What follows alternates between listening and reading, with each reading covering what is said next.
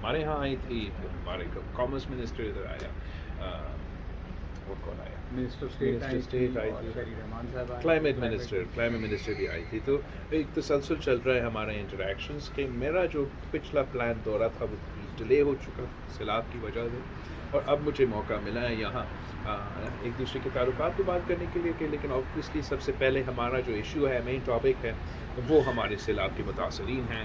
بہت شکر گزار ہیں کہ 60 ملین یورو سے زیادہ مدد ابھی تک جرمنی نے پاکستان کو دیا ہے، اور ان شاء اللہ تعالیٰ آج کے کنورسیشنز کے نتیجے میں آگے جا کے جو ہمارا ریکنسٹرکشن ریہیبلیٹیشن کا فیز ہوگا، اس میں بھی جرمنی جیسے ہمارے دوست ہیں وہ اپنا کردار ادا کریں گے. پاکستان اور جرمنی کے درمیان جو ویسے تعلقات ہیں اس میں بہت ہی پوٹینشیل ہے میرے نظر میں.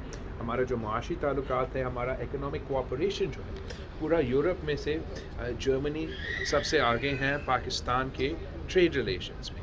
اس میں ہم سمجھتے ہیں مزید امپرومنٹ کی گنجائش ہے، اور انشاءاللہ ہم اس پہ بھی ساتھ مل کے کام کریں گے.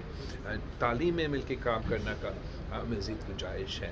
ان کا یہاں اسکل لیبر کا مسئلہ ہے. ہم سمجھتے ہیں کہ اگر ہم اپنے عوام کو ووکیشنل ٹریننگ دلوا سکتے ہیں، اور میں نے اس کے بارے میں ہمارے کاؤنٹر پارٹ سے، ہمارے دوسرے لوگوں سے، ادھر آفیشل سے بات کیا ہے کہ اگر وہ ہمیں ووکیشنل ٹریننگ میں مدد کر سکتے تو ہمارے لوگ یہاں جرمنی آ کے روزگار کروا سکیں گے، اور ان کو ان کا ایشو ہے لیبر کے ساتھ اس کو ایڈریس کر سکیں گے.